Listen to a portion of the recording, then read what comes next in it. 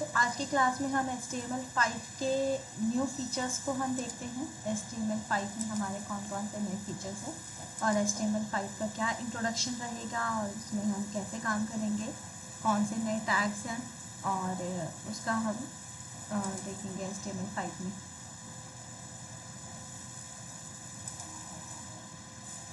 हाँ जी, तो इन HTML5 provide the detail of the 40+ HTML tag.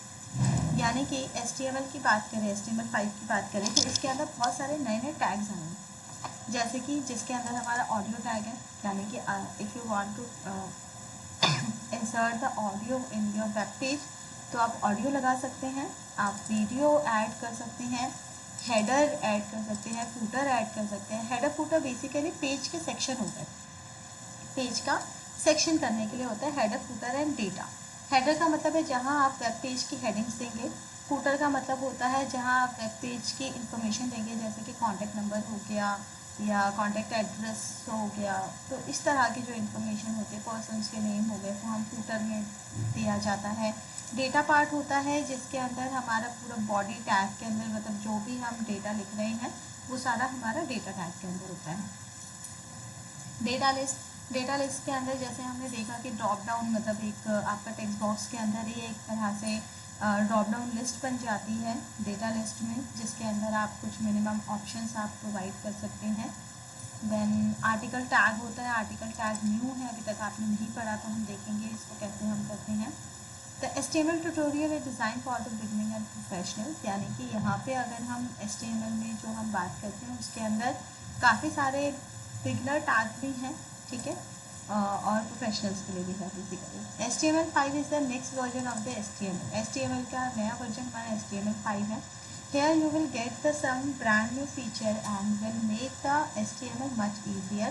This include the features जो हमारे वेबसाइट को बहुत एक क्लियर लेआउट प्रोवाइड करता है और वेबसाइट को डिज़ाइन करने में भी बहुत इजी हमारा होता है, डिज़ाइनर के लिए भी और यूज़र के लिए भी, जो यूज़र इसको यूज़ कर रहा है। इसके अंदर कुछ टैग्स हैं, उन टैग्स का हम यूज़ देखेंगे, ठीक है। HTML5 क्यों आया? HTML5 बेसिकली इसके अंदर फर्स्ट ऑप्शन, मतलब फर्स्ट जो फीचर्स हैं वो है आपको वीडियो एंड ऑडियो फाइल देने का, कि आप इसमें audio and video file play कर सकते हो और आप इसके अंदर कैनवस दे सकते हैं। कैनवस भी इसके अंदर आ जाता है जिसके अंदर आप रेक्टेंगल और इस तरह का कोई भी अगर आपको शेप अगर आपको इसके अंदर इंसर्ट करनी है तो वो आप दे सकते हैं। And you design the better form and build the application and work offline, और ये आपको बहुत बेटर एक डिज़ाइन फॉर्मेट देता है जिसको आप अपने वेब पेज को आप अच्छे से प्रोफेशनली डिज़ाइन कर सकते हो। It provide you the advance feature that would normally have to write the JavaScript to do. और इसके अंदर कुछ ऐसे फीचर्स आ गए कि जो पहले जावास्क्रिप्ट की हेल्प से किए जाते थे। जावास्क्रिप्टिंग जो होती है उसके अंदर बहुत सारी कोडिंग होती है, बहुत सारे लॉजिक्स लगाए जाते हैं, तो इसमें बस वो कुछ काम हमारे टैग से हो जाए।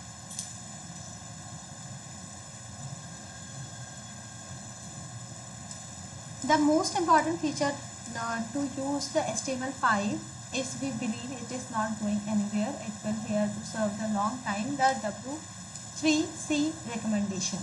बेसिकली जो HTML5 है वो W3C ने रिकमेंड किया, उसके अंदर बहुत सारे टैग्स हैं। W3C का मतलब होता है कोई वर्ल्ड वाइड वेब कॉन्सोर्टियम। तो इन्होंने बेसिकली HTML5 को इंट्रोड्यूस किया है और उसके अंदर नए फीचर्स ऐड किए हैं। अब HTML5 के कौन कौन से टैग्स हैं जो अभी हम पढ़ने वाले हैं। तो पहला हमारा आर्टिकल टैग आता है। This element is use to define the independent piece of the content in a document that may be the blog, magazine और द न्यूज़पेपर एंड आर्टिकल। और ये क्या होता है कि आर्टिकल एक नया टैग बना दिया।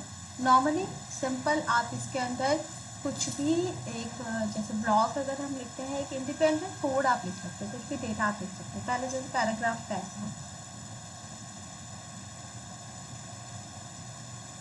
तो पैराग्राफ टैग के अंदर आप पैराग्राफ बनाते थे, बट अभी आर्टिकल टैग आ गया। आर्टिकल टैग के अंदर आप एक इंडिपेंडेंट कोड आप लिख रहे हैं। नेक्स्ट इसमें आता है असाइड।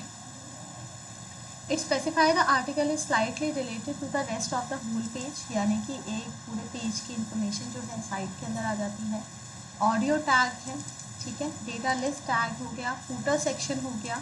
फूटर बेसिकली एक सेक्शन डिफाइन करता है जो एंड ऑफ द पेज होगा। हेडर बेसिकली एक सेक्शन डिफाइन करता है जो टॉप ऑफ द पेज होगा।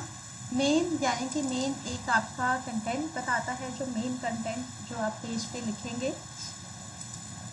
मार्क हम पहले भी देख चुके हैं। मार्क जो हमारा टैग होता है वो बेसिकली हाईलाइट करने के लिए यूज़ होता है। येलो कलर में वो टेक्स्ट हमारा हाईलाइट हो जाएगा। नैव अभी हम नया देखेंगे। नैव जो है नेविगेशन लिंक के लिए यूज़ होता है।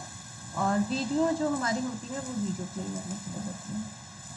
तो HTML5 को शुरू करते हैं। तो सबसे पहले आपको पता है कि HTML5 के अंदर हम सबसे पहले डॉक टाइप टैग देते हैं। डॉक टाइप टैग क्या होता है, ये डॉक्यूमेंटेशन का टाइप बताता है basically. HTML document have often seen in a doc type HTML declaration the HTML tag। HTML tag के साथ ही हमारा जो डॉक टाइप को हम इंसर्ट करते हैं। Tag is used to inform the browser about the version of the HTML used in the document. It is called the document type declaration.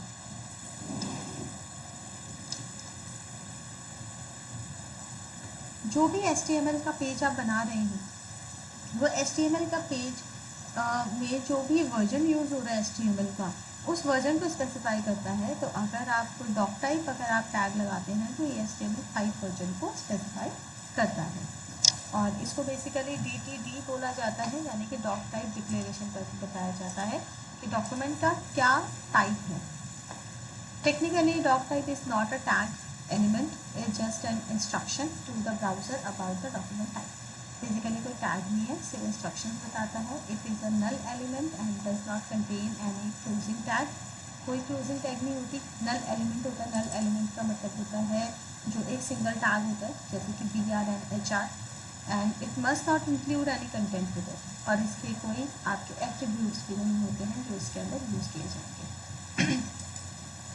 There are many type of HTML के अलग अलग type हैं, जैसे कि HTML 4.0.1 strict हो गया, HTML transitional है, HTML frame set है, और XHTML 1.0 स्ट्रिक्ट, XHTML। तो ये सारे हमारे क्या हैं, टाइप हैं, अलग अलग एडिशनल टाइप। चलिए आर्टिकल टैग को देखते हैं। जो हमारा आर्टिकल टैग है, article tag define the independent self content document page application और साइट, यानी कि ये आपका इंडिपेंडेंट एक डेटा लिखा जाएगा। The article tag content the make sense of its own is independent and complete from the other content shown on the page. ये जैसे अगर हम जैसे कहाँ पे फॉरम पोस्ट में यूज़ होता है, ब्लॉग अगर आप लगाते हैं उसमें कोई पोस्ट आपको लिखना है, न्यूज़ स्टोरी में कोई पोस्ट आपको करना है, कमेंट आपको करने हैं, तो उसके लिए हम आर्टिकल का यूज़ करते हैं। अब जैसे आर्टिकल टैग स्टार्ट किया, आर्टिकल टैग यूज़ करा, आपने हेडिंग देनी है, आप हेडिंग दे सकते हैं। आप उसके अंदर पैराग्राफ का यूज़ कर सकते हैं, आप उसके अंदर इटैलिक बोल्ड इन सब का यूज़ कर सकते हो, बट वो सारा डेटा जो आप लिखेंगे वो आर्टिकल टैग के अंदर लिखेंगे। तो चलिए पहले हम इसको एक बार देख लेते हैं आर्टिकल टैग।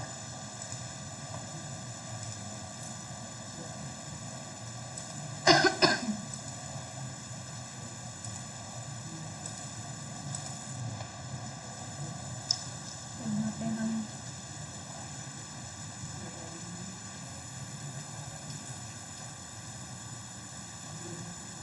HTML5 टैग के नाम से हम इस फाइल को सेव कर देते हैं, ताकि इसके अंदर हमारे बाकी कंटेंट जो हम अभी इसमें पढ़ेंगे वो इसके अंदर आ जाए।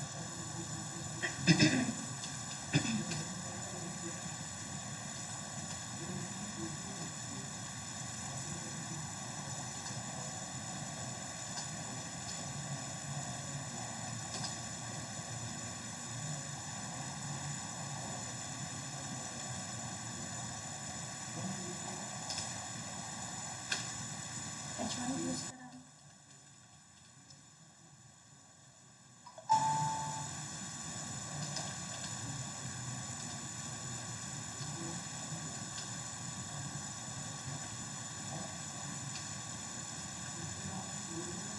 पैराग्राफ हमने लिखा।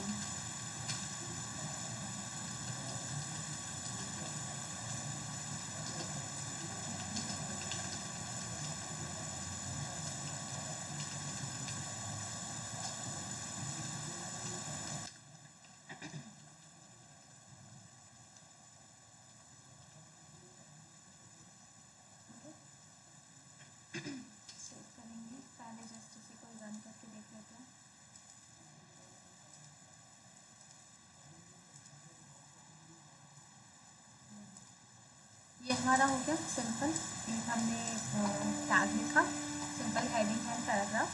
अब हम इसको आर्टिकल टैग के अंदर लिख लेते हैं। ऐसे ही बहुत सारे हम पहले कुछ हेडिंग्स बना लेते हैं। सेम ही चीज़ को हमने कॉपी पेस्ट कर लिया और अब जो ये बीच वाला जो हमारा सेकंड है, अब मैं इसको बेसिकली आर्टिकल टैग के अंदर रख लेती हूँ ताकि हमें पेज के अंदर पता चले कि ये क्या है। ओके, आर्टिकल स्टार्ट करा, आर्टिकल क्लोज करा।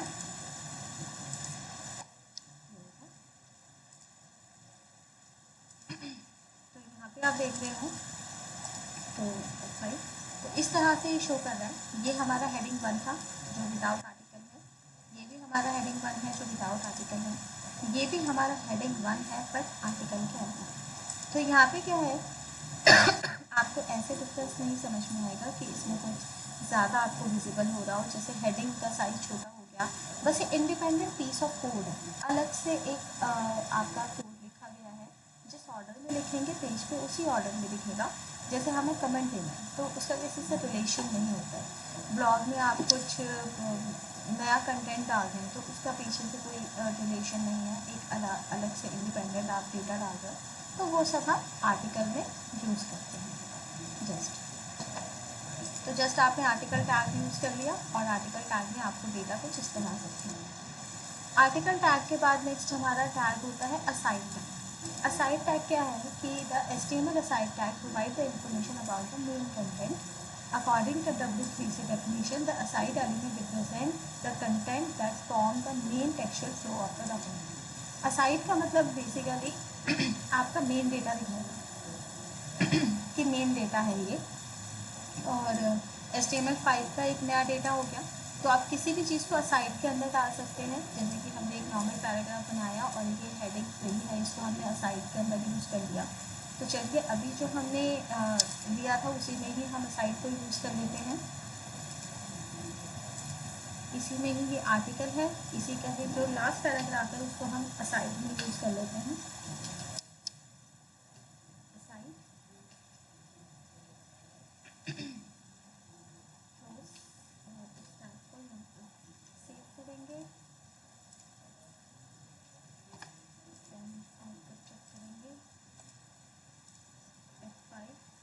तो देखो यहाँ पे भी असाइड एक आपका इस तरह से शो कर दिया, जो नॉर्मल हेडिंग होनी चाहिए थी हेडिंग से अलग इसने शो कर दिया।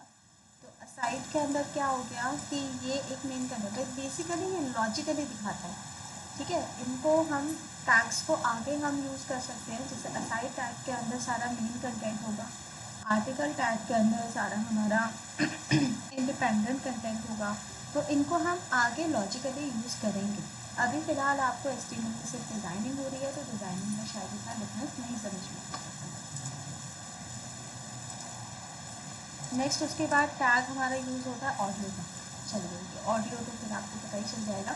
ऑडियो टैग के अंदर हमारा क्या है कि अगर आपको साउंड, म्यूज़िक या कोई ऑडियो क्लिप अपने वेब पेज के अंदर इंक्लूड करना चाहते हैं तो वो हम इंक्लूड कर सकते हैं। HTML audio tag define the sound such as music and other audio clip. Currently the 3 supported file जो ऑडियो टैग भी लेता है MP3, WAV file and OGG file.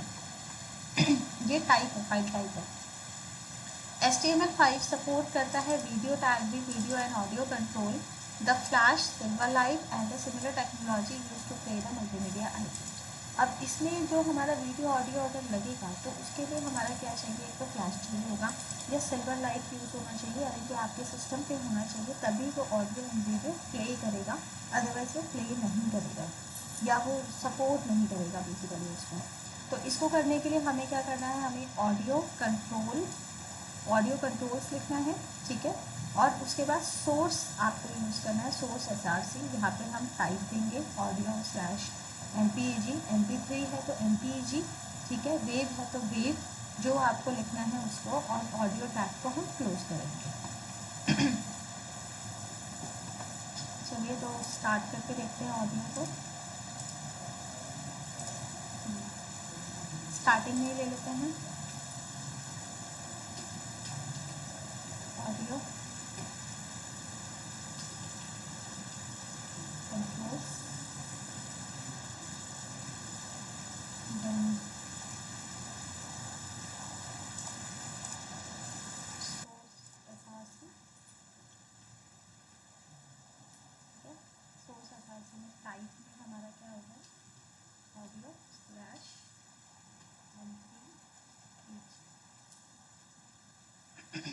अब यहाँ पे हमें ऑडियो का कोई पाथ देना है, तो ऑडियो का पाथ देने के लिए हम क्या करेंगे, हम अपनी फाइल में कहीं हम जाते हैं,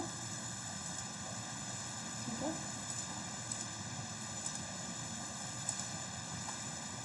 और यहाँ से हम ऑडियो देखते हैं। मैंने एक डाउनलोड तो किया था ऑडियो, ये भी कोई हमने डाउनलोड कर लिया था।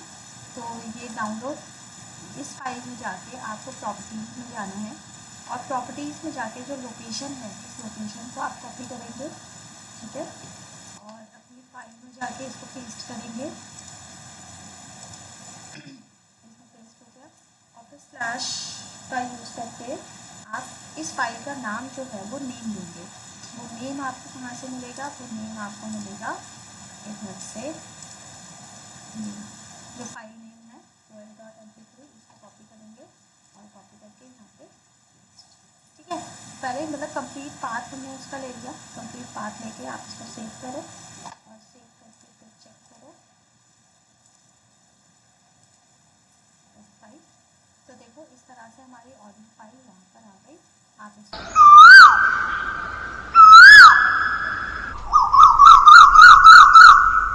यहाँ से साउंड ऑफ करना है, आपको ऑन करना है, वो कंप्लीट आपका यहाँ पे जो है साउंड आपका दिखेगा, ठीक है। आपको आई थिंक शो नहीं करता है, मतलब साउंड नहीं आ रही है, तो मुझे सिस्टम का थोड़ा सा इशू है, इसमें कभी कभी साउंड नहीं आती है, तो बाकी आप अपने उसमें करके देखेंगे आपको साउंड आ जाती है। यहाँ से हमने ऑडियो करा, ऑडियो के बाद नेक्स्ट इसमें ऑडियो के कौन कौन से आपके एट्रीब्यूट्स हैं जिनको आप कंट्रोल कर सकते हैं। जैसे कंट्रोल्स तो हो गया, ये डिफाइन करता है basically audio control which display the play and pause button. Controls हम करते हैं तो प्ले और पॉज बटन आपका आ जाता है। ऑटो प्ले लिख देंगे, ठीक है, तो ये अपने आप प्ले हो जाएगा। लूप अगर आप यूज़ करके इक्वल्स टू आप टाइम मतलब 5-6 जितनी बार करेंगे, it will define the audio file will start over again every time it will when it will complete. तो हमेशा लूप पे क्लिक करेंगे, तो जब भी मतलब लूप अगर आप एट्रीब्यूट यूज़ करते हैं तो ये आपका लूप में स्टार्ट हो जाता है। म्यूटेड अगर आप लिख देते हैं तो इस use to mute the audio output, ये म्यूट कर देगा। रीलोड करेंगे, author view the upload video when एक पेज लोड, यानी कि जब पेज लोड होगा तो उस टाइम पे ये अपलोड होगा। पेज लोड होने का मतलब है जब हमारे HTML जो फाइल है, जो पेज है, जब वो अपलोड होगा।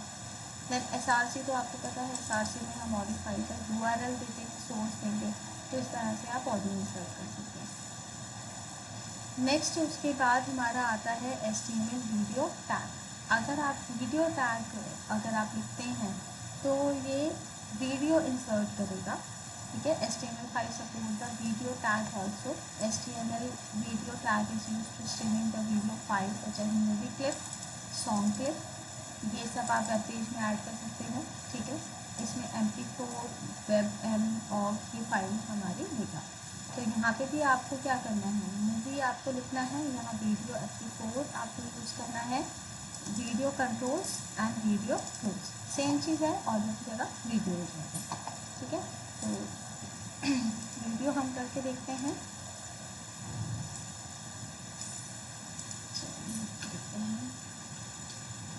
वीडियो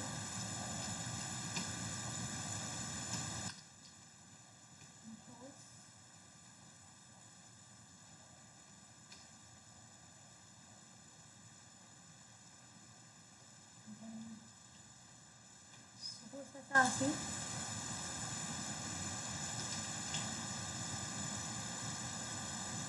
अब हम किस टाइप की वीडियो लेते हैं वो एक बार देख लेते हैं। CRMP2 भी लिख देते हैं और यहाँ पे वीडियो फाइल। तो वीडियो फाइल जो हम लेंगे वो हम एक काम करते हैं, जो हमारी रिकॉर्डेड वीडियो है हम उसी को ले लेते हैं। वीडियोस, ये सारे हमारे वीडियो फाइल है। तो इसमें से कोई भी एक वीडियो फाइल हम ले लेते हैं और उस वीडियो फाइल को हम इंसर्ट करके देखते हैं। इसमें जो इसका आपका जो एक्सटेंशन है वो बेसिकली MKV है। तो कोई नहीं, MKV को लेते हैं, तो इसको ओपन कर लेते हैं। इसको राइट क्लिक करके प्रॉपर्टीज, लोकेशन, कॉपी, ठीक है, अपनी फाइल में आएंगे, यहाँ पर paste, then slash, then file में हमारा कॉपी, ठीक है। जो भी हमारे फाइल का नाम है हमने उसको सेव करा, उसको भी आप सेव करो। आप इसको सेव करके हम इसमें आउटपुट चेक कर लेते हैं। 5, तो ये देखो ये बहुत ही ज़्यादा बड़ा आपका जो है ये देखो वीडियो आपकी इंसर्ट हो गई, जो भी हमने वीडियो इसमें यूज़ की। इसको प्ले कर लो। तो ये आज की क्लास हमारी जो है, आज की क्लास में हमारा कल के कुछ टॉपिक हमारे रह गए थे, हाँ, तो वो हम टॉपिक पढ़ेंगे। वो अलग के लिए हमारा ये डायरेक्ट भी आपकी वीडियो प्ले हो जाएगा, ठीक है। डाउनलोड भी हम करते हैं तो इसमें ऑप्शन आता है, इसके कंट्रोल्स में आता है, वो आप डाउनलोड भी कर सकते हैं। अभी मैं दिखाती हूँ इसको करके। इसके एग्जाम्पल दिया, सेम हमने लिखा। यहाँ पे अब इसके कौन कौन से एट्रीब्यूट्स हैं जो वीडियो में हमने करा। एक तो आप कंट्रोल्स यूज़ करते हैं, तो play button and pause button दिखाता है। आप इसकी हाइट एंड विड्थ सेट कर सकते हैं। पोस्टर आप कर सकते हो। Define specify the image will display on the screen when the video is not play, यानी कि जब वीडियो प्ले नहीं हो रही है तो उस टाइम पर अगर आप कोई इमेज शो करना चाहते हैं तो आप पोस्टर यूज़ कर सकते हैं। आप ऑटो प्ले यूज़ कर सकते हैं, अपने आप चलेगा। लूप यूज़ कर सकते हैं, कितनी बार चलेगा। म्यूटेड यूज़ कर सकते हैं और प्री लोड यूज़ कर सकते हैं। इसमें मैं आपको जो डाउनलोड के लिए है, डाउनलोड के लिए मैं दिखाती हूँ। पहले हम थोड़ा इसकी हाइट पे सेट कर लेते हैं। सोर्स एसआरसी आप टाइप के इधर भी आप लिख सकते हो।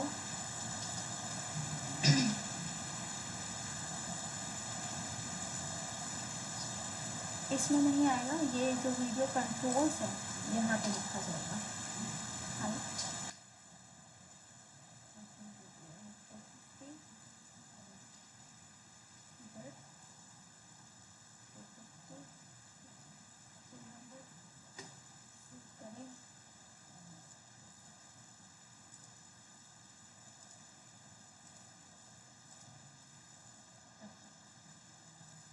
छोटा हो गया, ठीक है।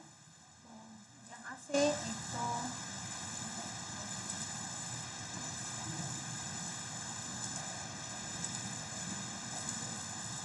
आज की क्लास हमारी जो आज की क्लास हमारी यहाँ तो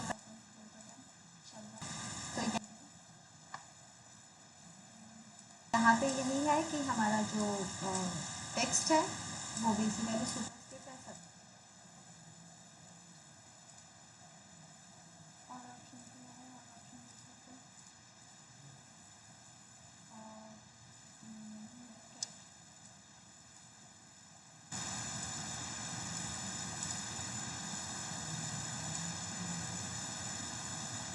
specify the author view to load the video.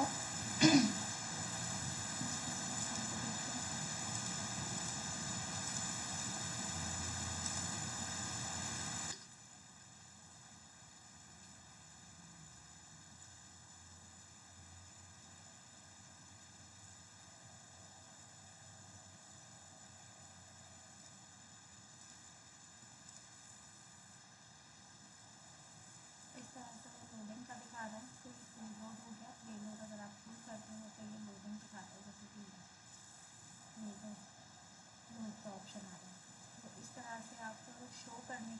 दिखा सकते हैं।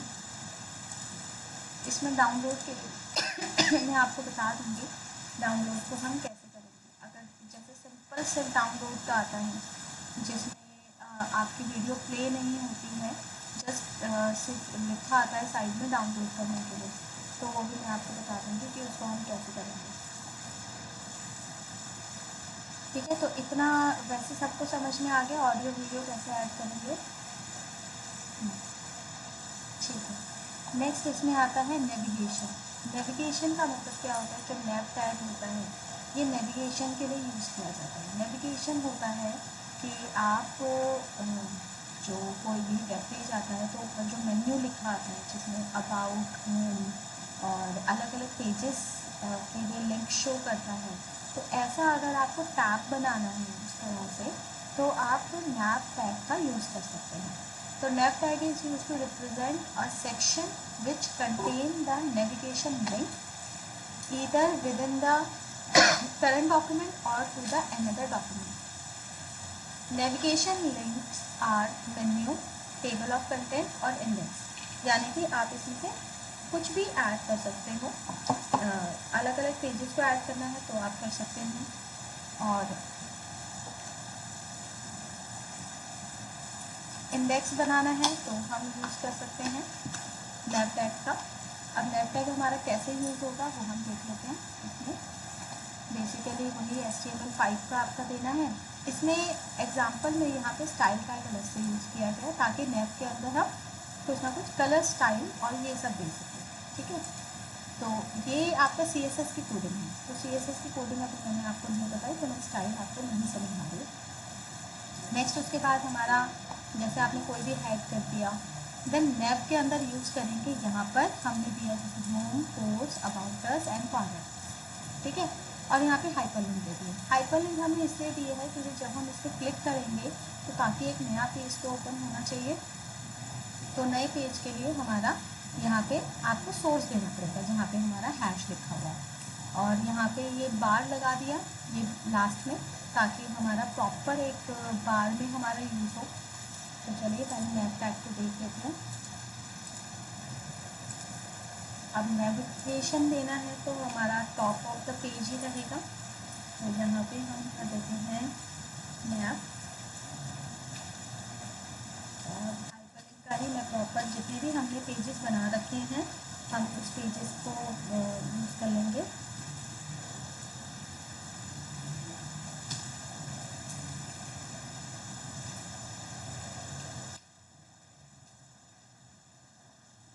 लास्ट में हम बाद में लगाएंगे। चलिए पहले मैं सिर्फ आपको इस तरह से शो करूँ। हमने 4 पेजेस हमने बना दिए, और यहाँ पे मैं कर देती हूँ होम,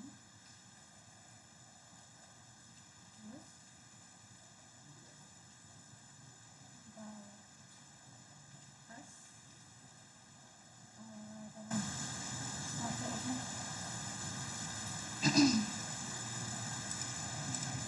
और कॉन्टैक्ट अस।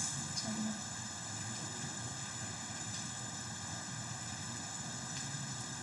ठीक है, तो हमने ये पेज बनाया, सेव करिए पहले इसको, और सेव करके हम पहले जस्ट आउटपुट चेक कर लेते हैं। ये देखो इस तरह से आपका शो हो गया। अभी तो ए रेफरेंस लगाया है इसलिए ये अंडरलाइन एंड हाइपरलिंक शो कर रहा है। तो यहाँ पे आप क्या कर सकते हो, इसी तरह से नेविगेशन आप बार बना सकते हैं, जैसे हमारा मेन पेज का जो हेडिंग्स होती हैं तो इसको आप यूज़ कर सकते हो। इसके अंदर आप ये भी कर सकते हैं कि बाकी इसमें जो भी स्टाइल देना है, डिज़ाइन देना है, कलर देना है, वो आप बहुत इजीली जैसे मर्जी भी आप यूज़ कर सकते हैं। जैसे कि इसमें मैंने हेड 1 कर दिया और इसको हम हेडिंग क्लोज कर देते हैं। ठीक है, तो इसको मैंने हेड के अकॉर्डिंग कर दिया। अब आप अगर आप देखोगे इसका आउटपुट तो देखो ये अलग अलग तरह से बन गया। ठीक है, अब इसमें आप अलाइनमेंट भी सेट कर सकते हो, हेडिंग के अलाइनमेंट सेट कर दो, वो राइट में चला जाएगा, लेफ्ट में चला जाएगा।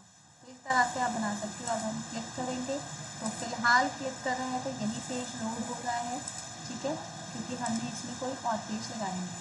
तो अगर आप चाहते हैं तो हम किसी और पेज का भी इसके अंदर लिंक दे सकते हैं। तो चलिए हम किसी और पेज का लिंक दे के प्रॉपर इसके अंदर एक अलग अलग पेज बनाते हैं। तो इंटरनेट एंड वेब डिज़ाइनिंग जो हमारा पेज बना हुआ है HTML के, तो इसमें हमारे जो पहले से फाइल बनी हुई है हम उसको ले लेते हैं। एक हम टेबल को ले लेते हैं, ओपन विद माइक्रोसॉफ्ट,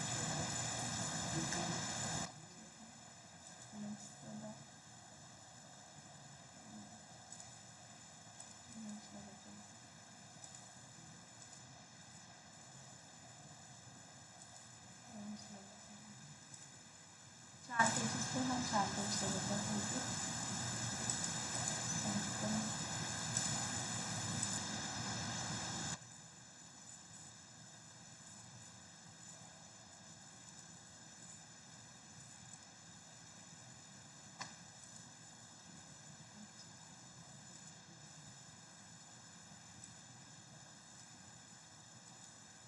अभी जो आप डाउनलोड की बात कर रहे थे, मैं डाउनलोड का भी आपको दिखा देती हूँ पहले, लेकिन इसको कंप्लीट करते हैं देन उसके बाद। इसके बाद हम क्या करेंगे, जो हमने ये चारों पेजेस ओपन करे थे इसका हम सोर्स कोड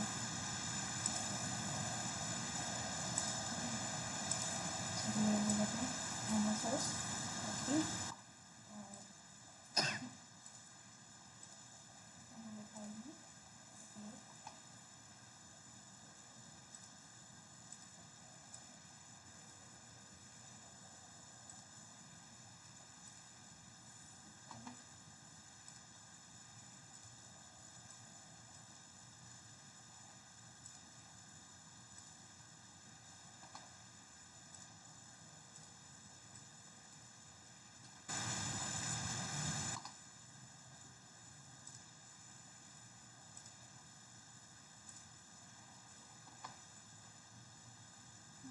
सेव किया और सेव करने के बाद हम आउटपुट चेक कर लेते हैं।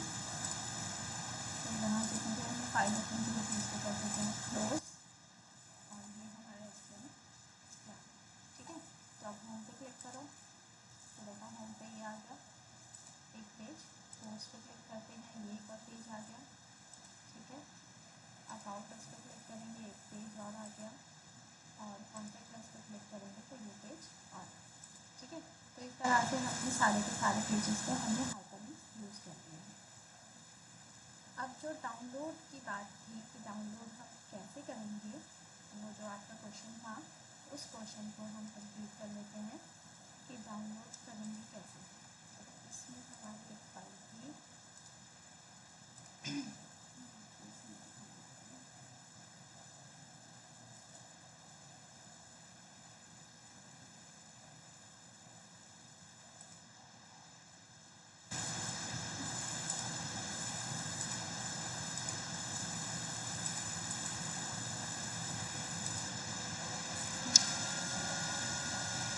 ये जो सैम्पल वाली फाइल है,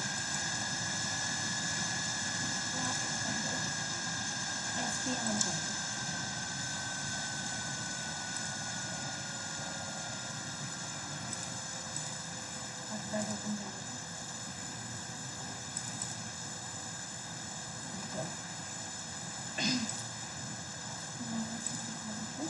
सैम्पल वाली फाइल थी, सैम्पल वाली फाइल हम यहीं ओपन कर लेते हैं।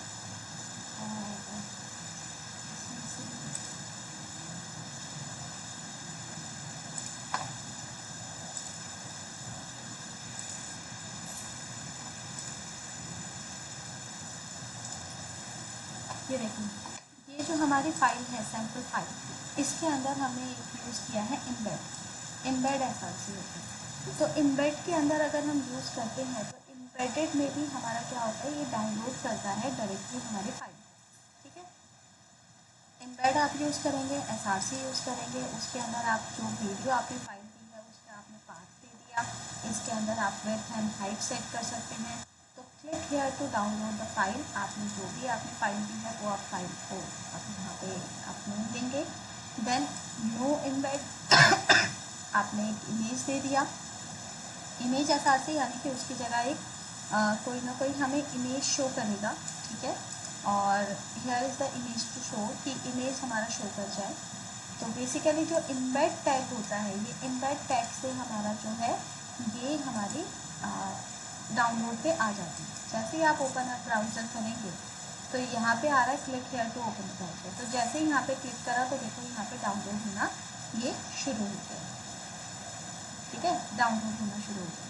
तो इस तरह से हमारी बहुत सारी हमारे ऐसे फाइल होती हैं जिसको हम यूज़ कर सकते हैं। ये देखो डाउनलोड हो गई, ओपन करना है ओपन कर लो, तो ये हमारी फाइल भी ओपन करके हाँ जी, तो आज की क्लास में हम ठीक है। तो इस पर यहाँ से होता है, क्लिक करोगे ये ओपन हो जाएगा। मैंने आपको और क्या बताया, ये रहा। यहाँ से क्लिक करेंगे इस पर, click here to download the file, तो यहाँ से ये हमारी फाइल को डाउनलोड कर देगा। क्लिक करो, क्लिक करते ही ये यहाँ से डाउनलोड करना शुरू कर देगा। तो इसका कोड बेसिकली ये है इम्बेड। इम्बेड करने से होता है कि आप अपने वेब पेज के अंदर क्या कर रहे हैं, आप अपनी कोई वीडियो फाइल या कोई साउंड फाइल आप इम्बेड कर रहे हैं उसमें, ठीक है। इम्बेड का यूज़ किया जाता है इम्बेड पे। और इस इमेज को जैसे हटा देते हैं।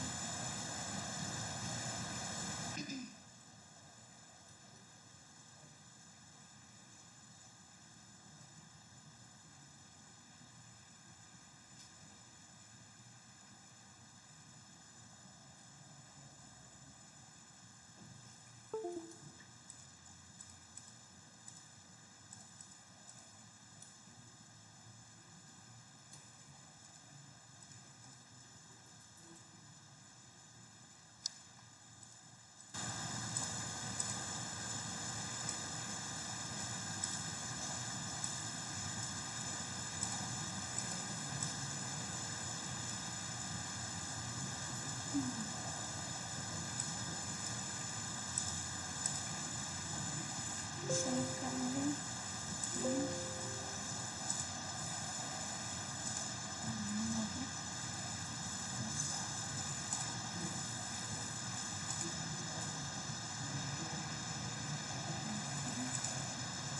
कीबोर्ड का कोई की प्रेस हो गया है।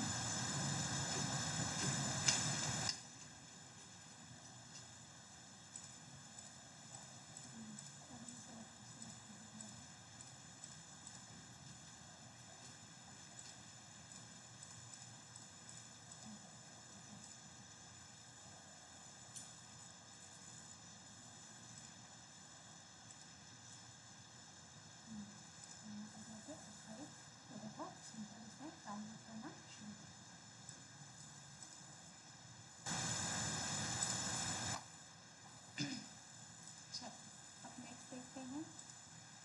नेक्स्ट हमारा क्या ऑप्शन है, ये तो अब हमने कुछ इसके नए ऑप्शन हमने देखे। अब हम कुछ HTML5 में ना कुछ वैलिडेशंस हैं, उन वैलिडेशंस के बारे में बात करते हैं। जैसे HTML के जब हमने फॉर्म बनाए थे तो फॉर्म बनाते हुए हमारे कुछ वैलिडेशंस हम यूज़ कर रहे थे, उन वैलिडेशंस का अब हम यूज़ करेंगे। अच्छा, वैलिडेशन से पहले मैं एक दो पॉइंट और बता देती हूँ जो मैंने शायद आपको अभी तक बताया नहीं है। मैं आपको डिव टैग का यूज़ बता देती हूँ। डिव टैग क्या होता है, ये डिव टैग बेसिकली हमारा जो पेज होता है, पेज पे जो भी आपने डेटा लिखा है उस डेटा को एक लॉजिकल सेक्शन कन्वर्ट करने के लिए यूज़ किया जाता है डिव टैग। तो पहले जो फॉर्म वैलिडेशंस है इसको अभी हम होल्ड करते हैं। पहले मैं आपको डिव टैग बता देती हूँ कि डिव टैग हमारा कैसे यूज़ किया जाता है। तो हमने जो ये HTML5 के जो है इसी को ही हम लेते हैं, और यहाँ पे जो आपने ये पहला हेडिंग और पहला पैराग्राफ आपने जो बनाया है इसमें हम क्या करते हैं, इसी पैराग्राफ के बीच में आप कहीं एक डिव टैग आप डिफाइन कर दो। यहाँ पे हमने यूज़ करा डिव, ठीक है। और इस डिव को कहीं पे भी आप जाते हैं इसको कर देंगे क्लोज। जैसे आप इसको क्लोज करते हो और आप इसका आउटपुट चेक करते हो, तो हमने सेव करा और हम आउटपुट चेक करते हैं इसका, क्लोज। यहाँ पे आप देख रहे हो ये जो पैराग्राफ था, ये देखो, ठीक है।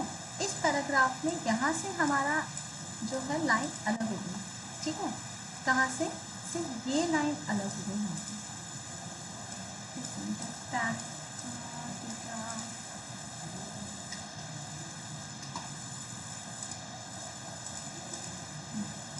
तो इसने क्या करा, पहली फर्स्ट सेकेंड, इस लाइन के बाद ये जो लाइन थी इसने ये दिखाया ही नहीं, डिफ टैग दिखाया नहीं। एक्चुअली डिफ टैग इसलिए नहीं दिखाया इसे कि इसमें कुछ प्रीडिफाइंड, इसमें आप क्या कर सकते हो, डिफ टैग को अगर आपको शो करना है, आपको स्टाइल देना है, तो इसमें आप फॉन्ट यूज़ कर सकते हैं। या जब हम CSS पढ़ेंगे तो CSS के आप इसमें स्टाइल यूज़ कर सकते हो। डिफ टैग क्या करता है, डिफ टैग एक लॉजिकल सेक्शन बना देता है, एक लॉजिकल अलग से सेक्शन बनाते हैं और वो अलग पेज पे ही दिखाई देता है। जैसे इसमें मैं फॉन्ट यूज़ कर दूँ और डिफ से पहले मैं फॉन्ट को क्लोज कर दूँ, तो यहाँ से आपको कलर दिखेगा, कलर दिया, ठीक है, सेव करेंगे, आउटपुट चेक करेंगे, फाइल।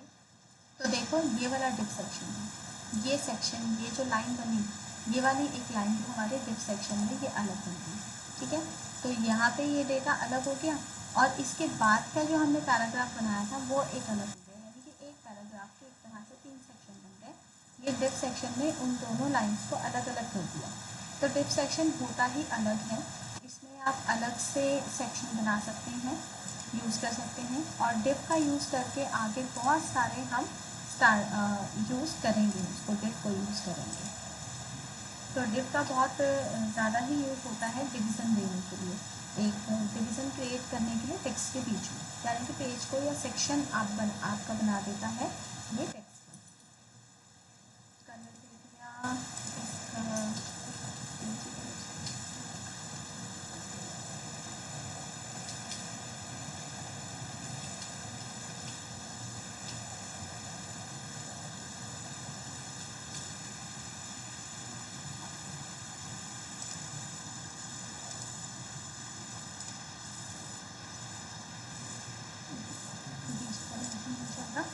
इसमें हम बाकी बैकग्राउंड कलर अगर देना चाहें तो फिर वो CSS के यूज़ से दिया जाएगा। तो CSS का भी हम यूज़ नहीं कर रहे हैं, जब स्टार्ट कराएंगे तब बताएंगे। साइज दे दो,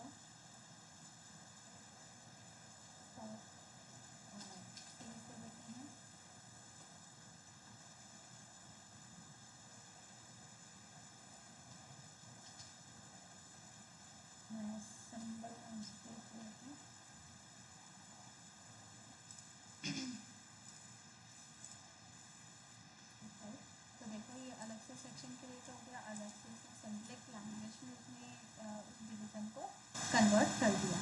तो डिफ टैग हमारा इसके लिए ही यूज़ होता है।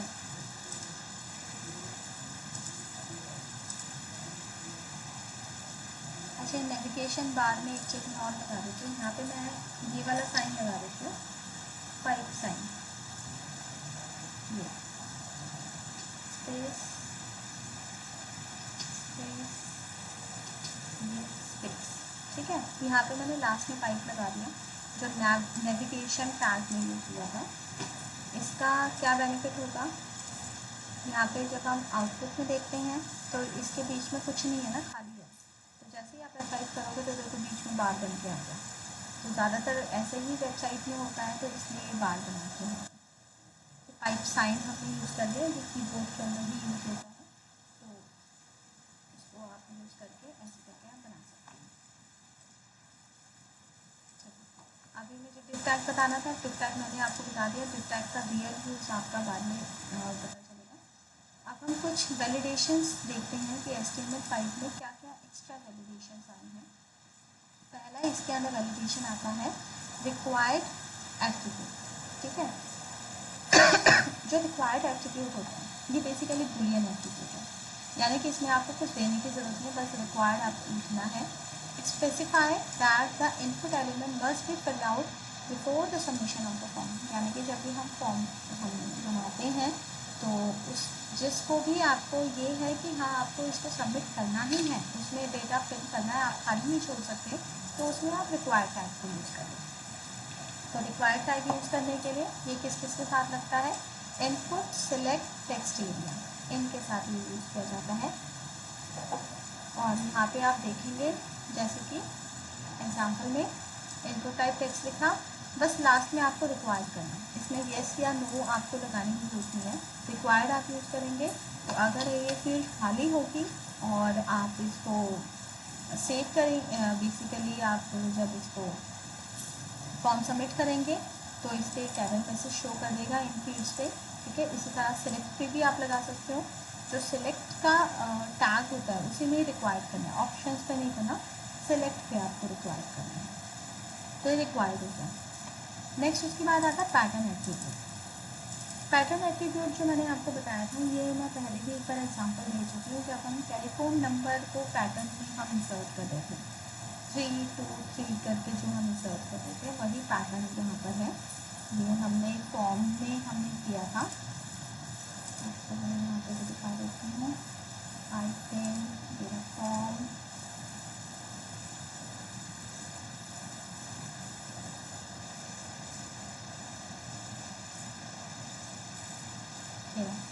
तो टेलीफोन नंबर में जो हमने इंसर्ट करा है, ये जो पैटर्न है, ये पैटर्न एट्रीब्यूट कि हम पैटर्न बता रहे हैं कि ये जो कॉन्टैक्ट नंबर इंसर्ट होगा उसका क्या तरीका है इंसर्ट करने का।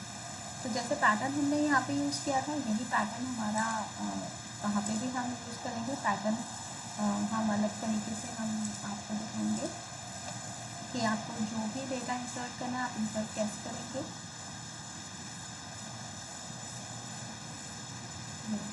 तो पैटर्न के अंदर पैटर्न स्पेशली रेगुलर एक्सप्रेशन होता है, आप इनपुट के अंदर आप यूज़ कर सकते हो। इसको ज़्यादातर जो यूज़ किया जाता है वो इनपुट टाइप टेक्स्ट हो गया, डेट आप किस फॉर्मेट में लेना चाहते हैं, सर्च अगर आप करना चाहते हो तो कैसे आप करेंगे, URL किस फॉर्मेट में होगा, टेलीफोन नंबर है, ईमेल एड्रेस है, पासवर्ड है, इनको आप एक पैटर्न में देना चाहते हैं। तो जैसे मैंने लिखा इनपुट टाइप टेक्स्ट, अब हमें कंट्री कोड एंटर करना है, तो नेम हमने लिखा कंट्री कोड। अब कंट्री कोड का क्या होता है, स्टार्टिंग टू 3 से, तो A to Z या A to Z, यानी कि हमने दोनों दे दिए, कैपिटल एंड स्मॉल दोनों, A to Z ही एंटर करेगा और स्टार्टिंग टू 3 डिजिट ही एंटर करेगा, उसके बाद क्या एंटर नहीं करेगा। तो ये आपका क्या है, 3 लेटर कंट्री कोड। तो इस तरह से आप पैटर्न आप यूज़ कर सकते हैं। तो ये मुझे आई थिंक बताने की जरूरत नहीं, आप कर लेंगे। नेक्स्ट उसके बाद आता है ऑटो फोकस। ऑटो फोकस होता है, ऑटो फोकस आपका जो एट्रीब्यूट है, ये भी बुलियन एट्रीब्यूट है, इसको जस्ट आपको ऑटो फोकस बताना है। जब भी कर्सर यानी कि पेज लोड होगा तो पेज लोड होने के बाद जो कर्सर होगा वो सबसे पहले उसी फील्ड में आएगा जिसमें हमने ऑटो फोकस लिखा हुआ है, ऑटो फोकस हमने दिया हुआ है। तो ऑटो फोकस आपको कर्सर स्पेशली इस पर क्लिक करने की ज़रूरत नहीं रहेगी, उसमें ऑटोमेटिक रहेगा। इसमें button, input, select, text area आप किसी में भी यूज़ कर सकते हैं, बस आपको लिखना पड़ेगा ऑटो फोकस, इसके अलावा कुछ नहीं। चलिए ऑटो फोकस को एक बार देख लेते हैं हम कैसे यूज़ करेंगे। नेविगेशन बार के बाद ही मैं एक फॉर्म बना लेती हूँ वीडियो कंट्रोल के बाद। तो यहाँ पे हम एक फॉर्म डिज़ाइन कर लेते हैं, ठीक है। कोई मैं अभी एक्शन नहीं दे रही हूँ फॉर्म के अंदर, और यहाँ पे हमने दे दिया नेम,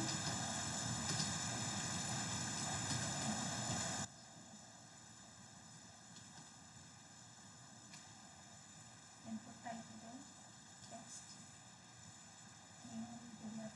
T1, ओके। और यहाँ पे हमने कर दिया auto focus. Auto focus, auto complete, auto save, देखो 3 चीज़ें आती हैं, ठीक है। ऑटो सेव कर दोगे तो जो भी टेक्स्ट बॉक्स के अंदर आपने डेटा लिखा हुआ है वो ऑटोमेटिक सेव हो जाएगा। नेक्स्ट टाइम जब आप फॉर्म फिल करेंगे तो वही डेटा आपको बार बार दिखाएगा। ऑटो फोकस जैसे मैंने बताया, ऑटो कंप्लीट भी अगर आप यूज़ कर लेते हैं, जो पहले वाला डेटा जो दिखा रहा है उसको आप सेलेक्ट करोगे तो वो ऑटोमेटिक कंप्लीट हो जाएगा, ऑटो कंप्लीट। तो तीनों हैं, बट अभी हम ऑटो फोकस कर रहे हैं, ऑटो फोकस आप कर दो, देने की ज़रूरत नहीं है, सिंपल, क्योंकि बुलियन है ट्रू या फॉल्स भी देंगे जो इन्वर्टेड कॉमा था उसमें या तो ट्रू या फॉल्स दे दो। नेक्स्ट उसके बाद हमारा क्या आता है, जैसा मैंने कर दिया और यहाँ पे हम देते हैं इनपुट टाइप पासवर्ड, ठीक है। हमने दो भी चीज़ें दे दी। अब आप इसके अंदर जब आप सेव करके इसका आउटपुट चेक करोगे,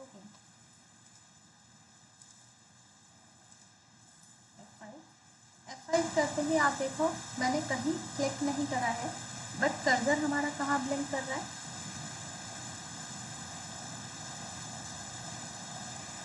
बताइए, नेम पे ब्लिंक कर रहा है, यानी कि नेम को हमने ऑटो फोकस किया हुआ था, तो पहले जो हमारा कर्सर है वो उसी जगह पे फोकस कर रहा है। तो ये चीज़ ऑटो फोकस होती है, जहाँ पे आपको स्पेशली फर्स्ट टाइम पे ही कर्सर कहीं डिफॉल्टली आना चाहिए, तो वहाँ से आप ऑटो फोकस को यूज़ करते हैं।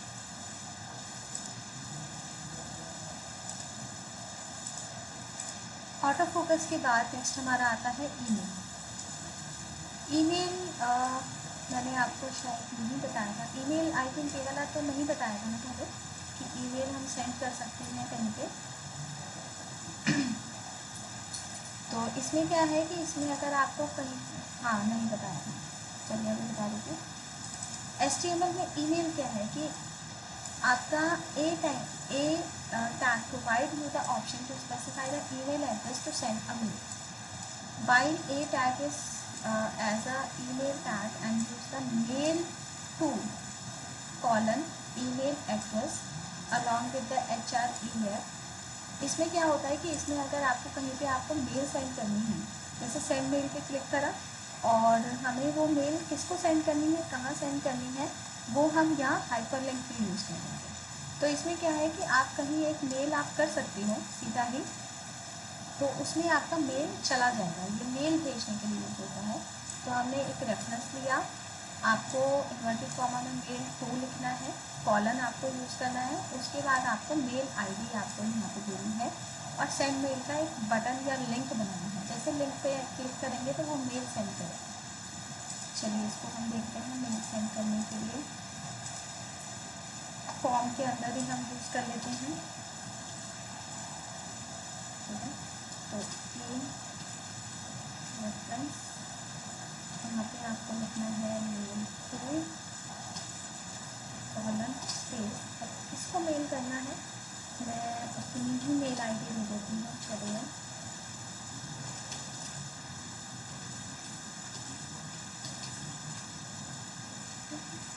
और यहाँ पे हम लिख देते हैं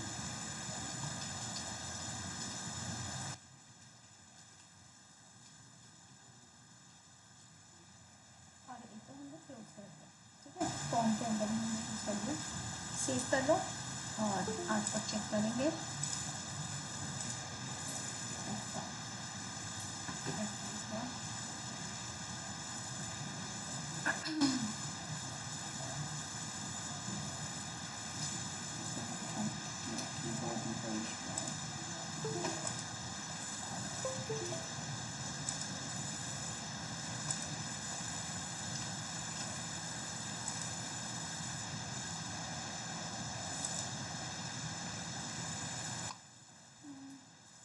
इस कोड को एक काम करते हैं, फॉर्म से हटाकर अलग से लिखते हैं,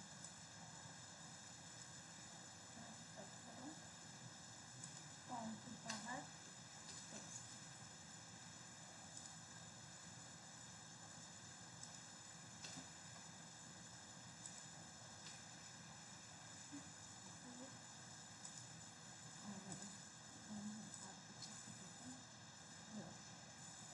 ठीक है, तो ये क्योंकि फॉर्म का ये एट्रीब्यूट है ही नहीं, मेल टू इनपुट टाइप पे कुछ है नहीं, जस्ट हाइपरलिंक था, तो इसलिए फॉर्म के बाहर ही इसको लिखना पड़ेगा। अब जैसे हम इस पर क्लिक करेंगे, ये मेरा मेल का ऑप्शन यानी ऑप्शन दे रहा है, अगर आउटलुक में मेरी सेटिंग है तो ये आउटलुक से वो कर देगा, मेल पे क्लिक करके ओके करो, तो यहाँ प्रॉपर पूरी सेटिंग होनी चाहिए, यानी कि अकाउंट ऐड होना चाहिए। जैसे मैंने जीमेल पे क्लिक करा और मैं अकाउंट ऐड कर दूँ,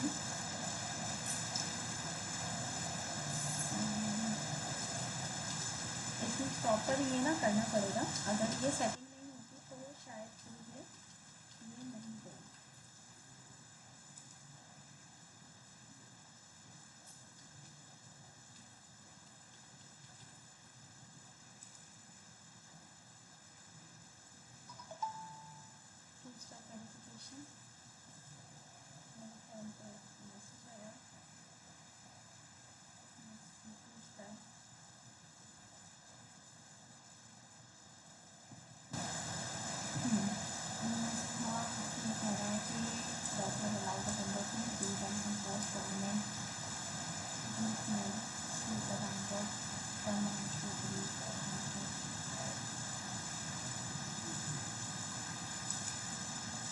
अलाउ करते हैं।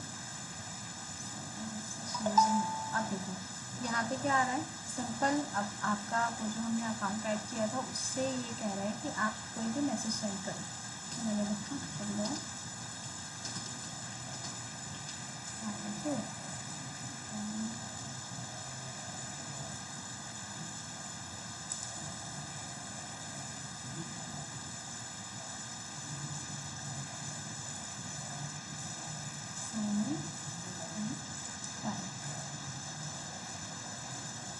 ठीक है। तो देखो मेल टू आया, मेल टू में सीधा ही उसने इस पर क्लिक कर दिया। अब आप यहाँ पे आप क्लिक करो और क्लिक करने के बाद सब्जेक्ट लिखो, यहाँ पे आप कोई भी मेल करो और इसको आप फ्रॉम, ये है टू और फ्रॉम, यानी कि जो भी अभी तो दोनों ही मेरी आईडी है इसलिए दोनों में ही यही दिखा रहा है, तो आप इसको चेंज कर सकते हैं और फिर आप इसको सेंड कर सकते हैं। ठीक है, तो इस तरह से हमारा मेल टू यूज़ हो रहा है। मैंने तो दोनों तरह की सेम आईडी ही रखी है, यहाँ साइन इन करने में भी और यहाँ पे क्लिक करने में भी मेरी सेम आईडी है, तो इसलिए इस तरह से दोनों में सेम शो कर रहा है।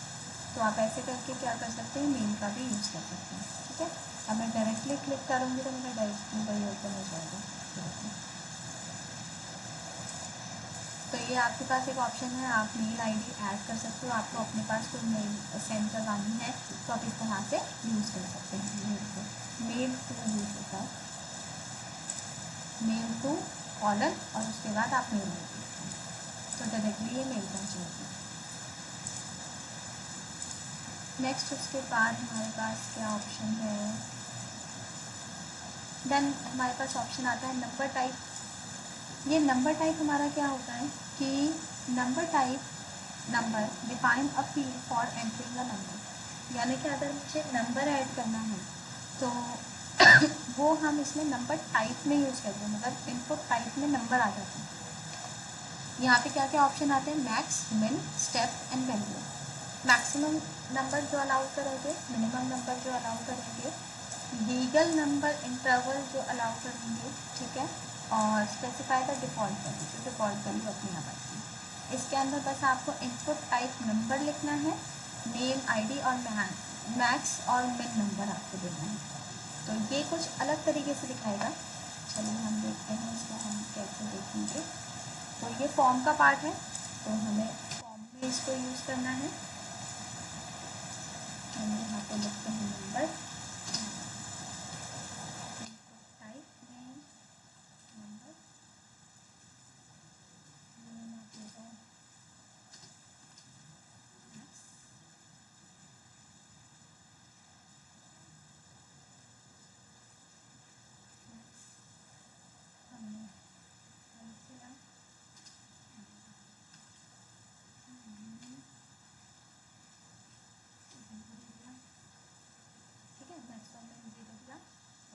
सेव करके आउटपुट चेक करो।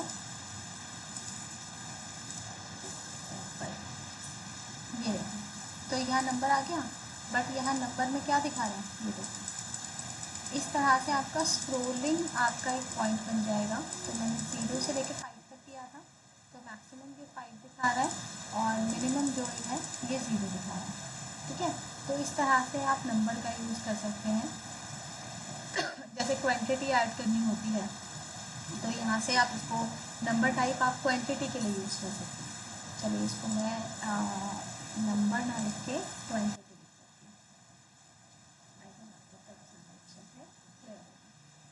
क्वांटिटी ऐड करनी है तो आप कर सकते हैं। हमने क्वांटिटी लिखा और फिर यहाँ आउटपुट में चेक करो। ठीक है, क्वांटिटी हो गई आपकी कितनी क्वांटिटी, 1 2 3 4 कितनी चाहिए। ये हमारा नंबर टाइप अलग से आता है। देन उसके बाद हमारा डेट टाइप है। ये डेट टाइप भी मैं आपको पहले बता चुकी हूँ, जिसमें हमने बर्थडे में हमने date of birth proper calendar add किया था। तो ये भी हमारा इनपुट टाइप में आप डेट लिखेंगे तो एक प्रॉपर कैलेंडर आ जाता है, जिसमें आप ईयर, मंथ और डे आप तीनों ही स्पेसिफाई कर सकते हैं। तो डिफाइन करता है डेट पिकर, यानी कि कैलेंडर ओपन हो जाता है, डेट पिकर आ जाता है।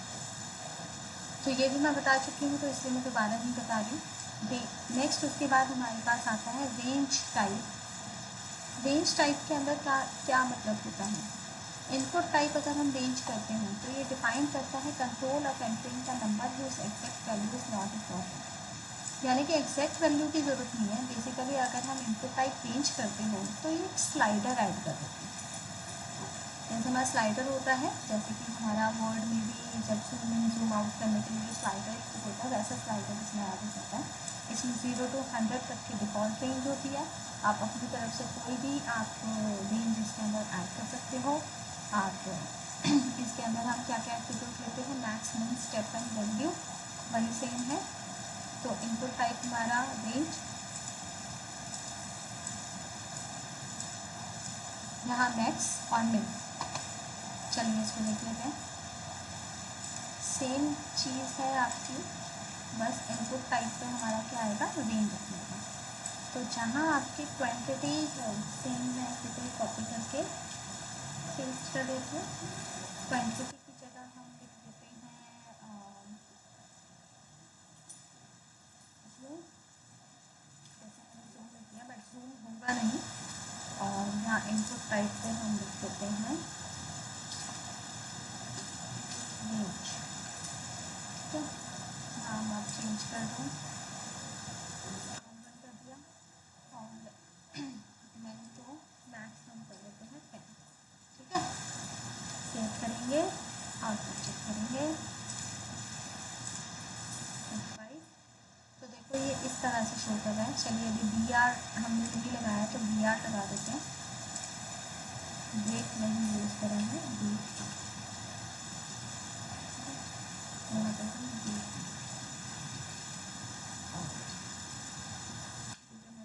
बताया,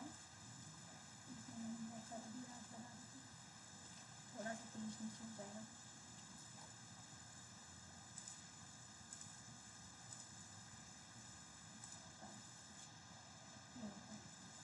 तो यहाँ फोकस हो रहा है, ये नहीं आ रहा है, ये जूम आ रहा है। अब जूम के जैसे इस पर ये काम और ये कर। ठीक है, तो यहाँ से आप वो दे सकते हो, ये आपका स्लाइडर बन गया। ये रेंज इस तरह से दी जाती है और जो हमारा नंबर है वो इस तरह से दिया जाता है। तो इस तरह से आप फॉर्म में नई नई चीज़ें आप ऐड कर सकते हो। ठीक है, सबको क्लियर हुआ?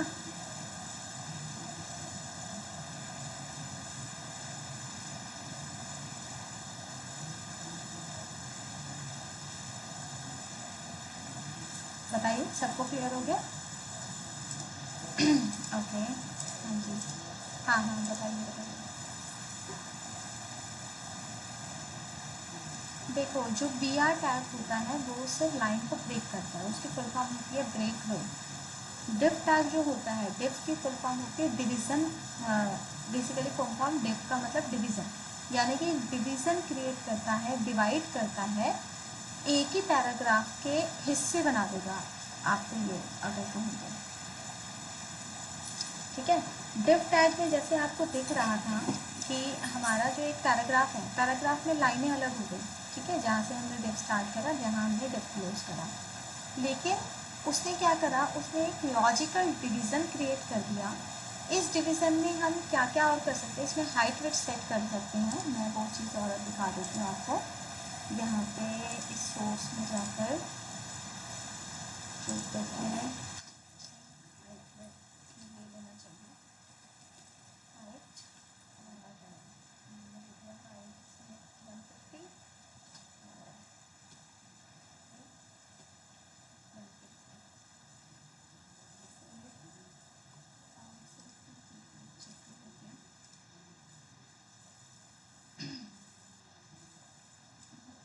ये बेसिकली अभी ना हाइट विड्थ ये कुछ भी नहीं ले रहा, ये सारा जो लेगा CSS में लेगा। तो चलिए मैं थोड़ा सा CSS का यूज़ करके भी आपको दिखा देती हूँ। CSS में जो हम इसमें जो स्टाइल देते हैं ना, वो नॉर्मली नहीं दिया जाता, उसके अंदर हमें लिखा जाता है स्टाइल, और स्टाइल के अंदर लिखा जाता है, जैसे स्टाइल के अंदर हमारा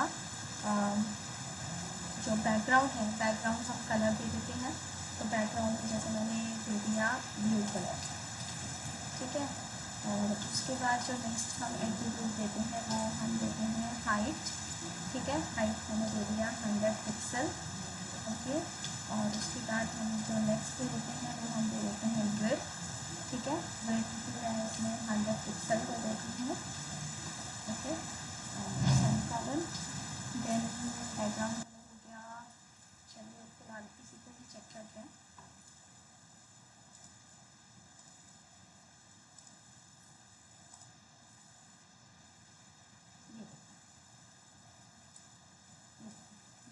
टाइप बने। तो पैराग्राफ एक ही है, ठीक है।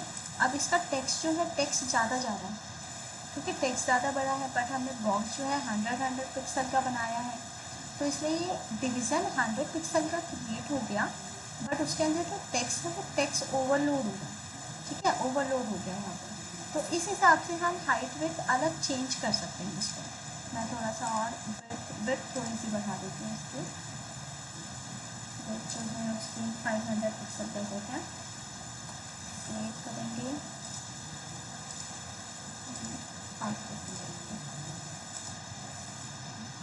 तो ये तो हमने एक डिवीज़न क्रिएट कर दिया। इस डिवीज़न में क्या होता है कि जब हमें आपने प्रोफेशनली बहुत सारे ऐसे पेजेस देखे होंगे जिस पेज में हमारा कुछ डेटा जो है इसी तरह से ना सेक्शंस में बना हुआ होता है, तो वहाँ पे क्या होता है कि जब हम नॉर्मल टैग यूज़ करते हैं ना HTML के, जैसे पैराग्राफ टैग हो गया या हेड टैग हो गया या H1 टैग हो गया, तो उन टैग से हमारा ना प्रॉपर पेज प्रॉपर बनता नहीं है। ज़्यादातर जो जितने भी पेजेस होते हैं जो हमारे बनाए जाते हैं वो ज़्यादातर ना डिव टैग का ही यूज़ करते हैं। डिवीज़न बना के क्या होता है कि हमारा ना प्रॉपर डिवीज़न रहता है जिसमें हम पेज को हम सेक्शंस में डिवाइड कर सकते हैं, और दो डिवीज़न अगर हम बना लेते हैं आपस में तो दो डिवीज़न के बीच में गैपिंग और उसमें फॉर्मेटिंग ये ना बहुत ईजी तरीके से हो जाता है।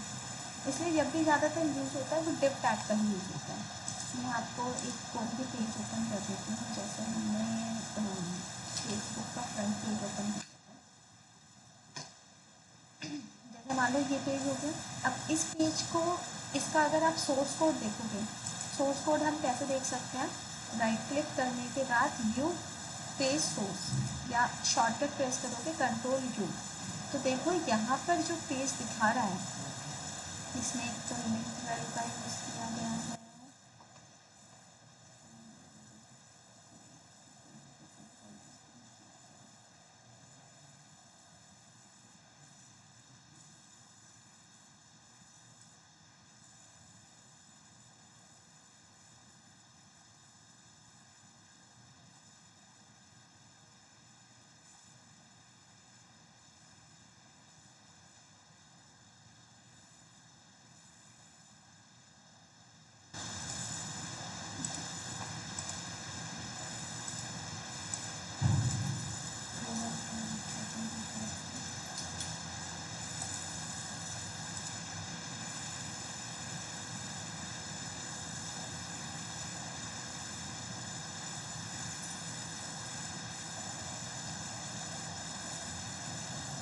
ठीक है।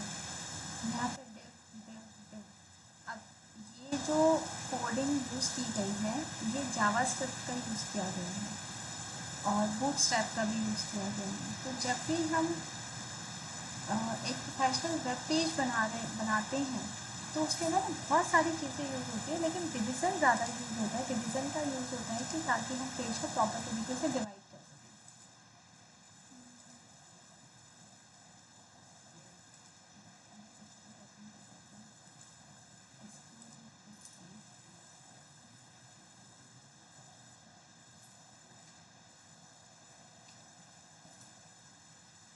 ये देखो डिव यूज़ किया गया है, डिव।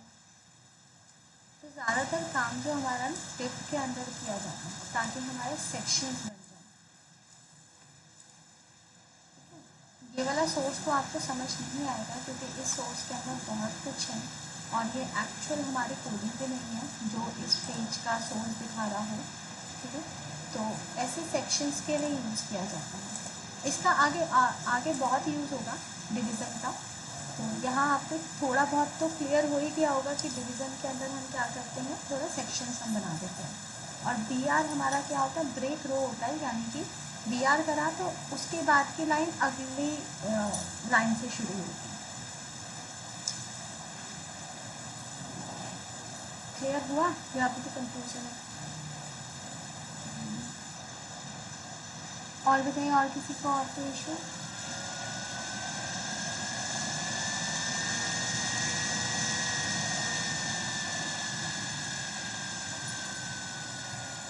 हाँ जी, असाइनमेंट पूछा था। लास्ट क्लास में जो असाइनमेंट मैंने दिया था, ओके, कौन सा वाला, ये क्या ये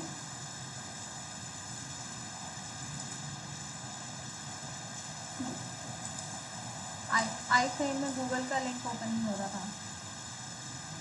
ओके, ठीक है, मैं आपको कल, हाँ जी बताइए। हाँ हाँ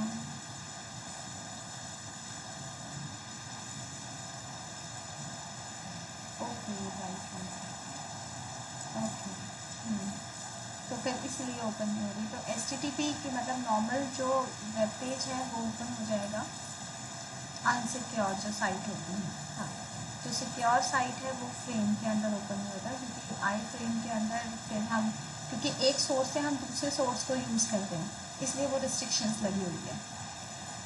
क्योंकि आई फ्रेम तो हम क्या कर रहे हैं, हम अपने लोकल वेब पेज को बना रहे हैं, उस लोकल वेब पेज के अंदर हम गूगल का पेज ओपन कर रहे हैं। अब हम लोकल से भी उस गूगल को यूज़ तो कर ही रहे हैं, इसलिए ये रिस्ट्रिक्शंस लगी होंगी कि HTTPS की जो सिक्योर साइट्स हैं वो आई फ्रेम के अंदर ओपन नहीं होगी, क्योंकि चाहे आई फ्रेम हो या कुछ भी हो, है तो हमारी पूरी साइट ही हम उसके अंदर यूज़ कर पाएंगे, इसलिए तो कोई इशू नहीं है आपका। अगर यहाँ पर आप कोई भी पेज इंसर्ट कर दीजिए आई फ्रेम के अंदर, तो इस प्रोजेक्ट के अंदर अगर आपका ये ओपन नहीं हो रहा तो आप और कोई भी आप सोर्स ओपन करके आप इसमें आप मुझे भेज दीजिएगा। हाँ जी बताएं।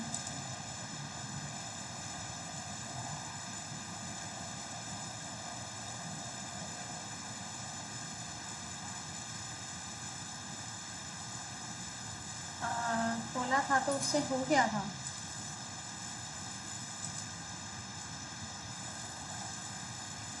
HTTP दूसरी साइट देखें, तुमने शायद किया होगा मानसी।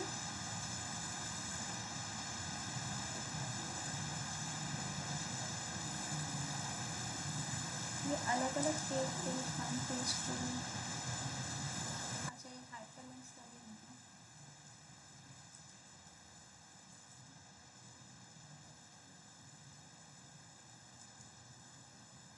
अच्छा तुमने डिफरेंट पेज बना दिया, page one page two, okay.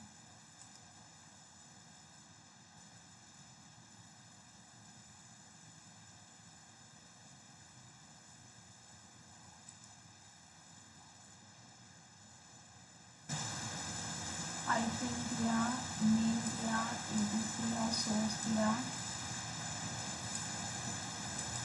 ये तुमने सोर्स में, हाँ अब बताना दोबारा से ये क्या है, ये जो तुमने ऐड किया हुआ है।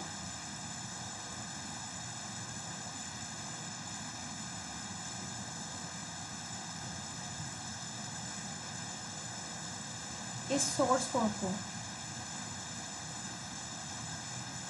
ओके, अच्छा HTTPS से लास्ट है ये वेब HP $IGU = 1, ओके। तो ये अलग से कोई साइट है जिस साइट, अब अभी और कोई कुछ बोल रहा था इसके बारे में, और कौन बोल रहा था मानसी के अलावा? हाँ जी,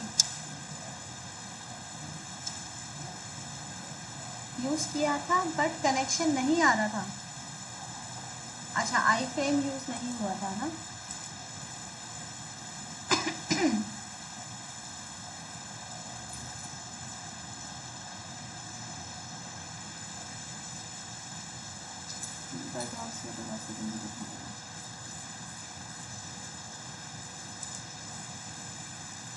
इसको डाउनलोड करके वैसे देखना पड़ेगा कि एक बार बाकी जो फारस आप यूज़ कर रहे थे एक बार इसको भी यूज़ करके देखना, क्या पता इसको यूज़ करने से आपका आ जाए। और बाकी ये है सिक्योर साइट का तो है कि सिक्योर साइट कहीं और ओपन नहीं होगी, ये रिस्ट्रिक्शन है। एक बार इसको यूज़ करके देख लेना, क्या पता ओपन हो जाए इसमें।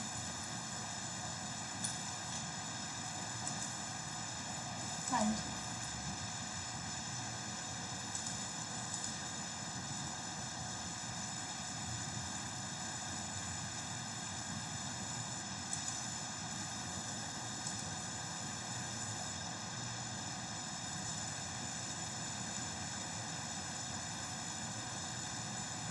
मानसी, ये तुमने असाइनमेंट बनाया है फ्रेम सेट में ए और बी, फाइल HTML, फाइल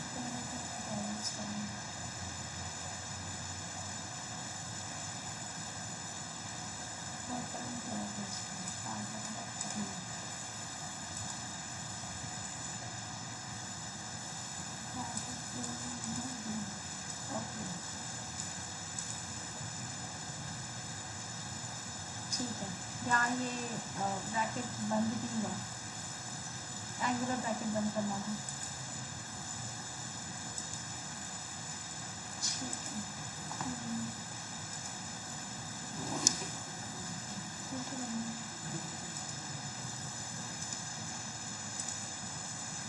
हाँ जी, और कोई किसी को कोई इशू इसके अलावा?